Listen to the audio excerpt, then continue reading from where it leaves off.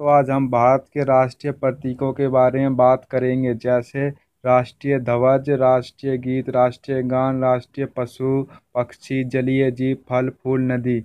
और साथ ये भी बात करेंगे कि इनको हमने शामिल कब किया। दोस्तों, पहले नंबर पर आता है राष्ट्रीय ध्वज। तिरंगे में समान अनुपात में 3 क्षैतिज पट्टियाँ होती हैं। गहरा केसरी रंग सबसे ऊपर, सफ़ेद बीच में और हरा रंग सबसे नीचे। तिरंगे की लंबाई चौड़ाई का अनुपात 3.2 होता है। सफ़ेद पट्टी के बीच में नीले रंग का चक्र है। शीर्ष में गहरा केसरी रंग देश की ताकत और साहस को दर्शाता है। बीच में स्थित सफ़ेद पट्टी धर्म चक्र के साथ शांति और सत्य को संकेत देती है। हरा रंग देश के विकास और उर्वरता को दर्शाता है। चक्र का प्रारूप सारनाथ में स्थित अशोक के सिंह स्तंभ पर बने चक्र से लिया गया है। इसका व्यास सफ़ेद पट्टी की चौड़ाई के लगभग बराबर है।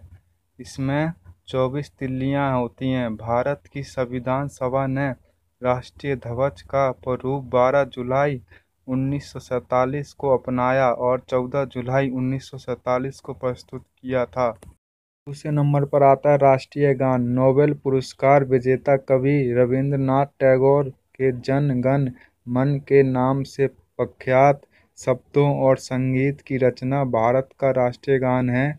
संविधान सभा में जन गण मन को भारत के राष्ट्रीय गान के रूप में 24 जनवरी 1950 को अपनाया था। राष्ट्रीय गान की कुल गायन अवधि 52 सेकंड है। इस गीत को सबसे पहले भारतीय राष्ट्रीय कांग्रेस के कोलकाता अधिवेशन में 27 दिसंबर 1911 को गाया गया था। इस गीत के मूल रूप में 5 पद हैं, परंतु राष्ट्रीय गान के रूप में इसका प्रथम पद ही मान्य है।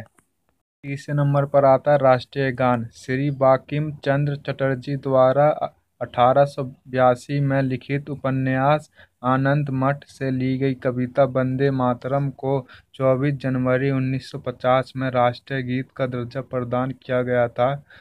इस गीत को सर्वप्रथम 1896 में भारतीय राष्ट्रीय कांग्रेस के अधिवेशन में गाया गया था। संस्कृत में रचित ये गीत स्वतंत्रता संग्राम की लड़ाई में प्रेरणा का स्रोत बना था। नंबर पर आता है राष्ट्रीय प्रतीक यानी नेशनल सिंबल। भारत का राष्ट्रीय राज्य चिन्ह सारनाथ में स्थित सम्राट अशोक के सिंह स्तंभ की अनुकृति है। भारत सरकार ने यह चिन्ह 26 जनवरी 1950 को लिया था। 5वें नंबर पर आता है राष्ट्रीय पंचांग यानी कि नेशनल कैलेंडर। राष्ट्रीय कैलेंडर शक संबंध पर आधारित है।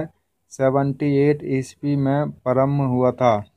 राष्ट्रीय कैलेंडर ग्रेगोरियन कैलेंडर की तिथियों से स्थायी रूप से मिलती जुलती हैं।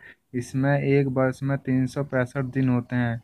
सामान्यतः चैत्र प्रथमा 22 मार्च को होती है तथा लीप वर्ष में 21 मार्च को होती है। भारतीय संविधान ने इसे 22 मार्च 1947 को राष्ट्रीय कैलेंडर के रूप में स्वीकार किया था। अगर आपको हमारी वीडियो अच्छी लगी हो तो आप हमारे चैनल को सब्सक्राइब जरूर करें और साथ ही वीडियो को लाइक व शेयर करें। धन्यवाद।